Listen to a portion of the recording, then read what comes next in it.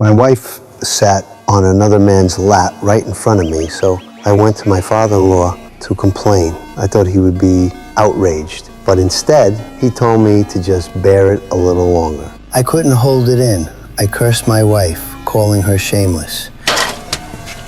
He pointed a finger at my face, telling me to watch my mouth, as if I was the one who had done something wrong. People nearby were smirking, enjoying the show. The humiliation burned, but I swallowed it, because my father-in-law was a notorious local crime boss, ruthless and feared. He wasn't someone I could afford to provoke. I thought if I endured it, things would blow over. But my wife pushed even further. She brought that man home. I sat quietly in the corner watching her walk him out, and when she returned, I suddenly switched on the lights.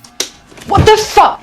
I wanted her to know I was fully aware of what she was doing, that I was just trying to give her some dignity. But she showed no shame at all. Instead, she insisted they had just been talking.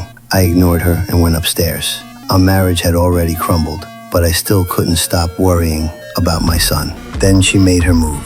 Her father came to me demanding that I file for divorce and leave my son with them. I could give up everything else, but not my boy.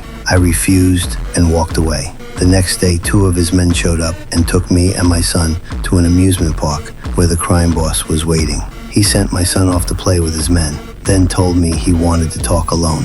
We boarded the Ferris wheel, and at the highest point, I saw my wife in the distance putting my son into a car. It was a setup. They had lured me onto the ride so they could take him away. I tried to resist, but the cold press of a gun against my ribs froze me. I could only watch as they drove off. The crime boss had no intention of letting me walk away. They stuffed me into a trunk, drove to an abandoned RV, and threw me inside.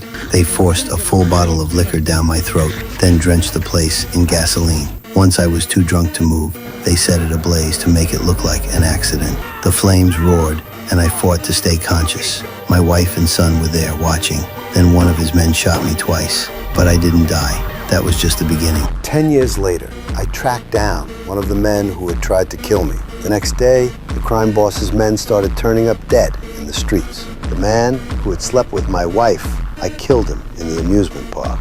The crime boss soon realized these murders were tied to that night years ago. He thought of my only living family, my 80-year-old mother. To end it once and for all, he went to her home and killed her. When I found her body, rage consumed me. My ex-wife was addicted to drugs, so I found a dealer who told me where she was. That night, I went there, ready to give her a surprise.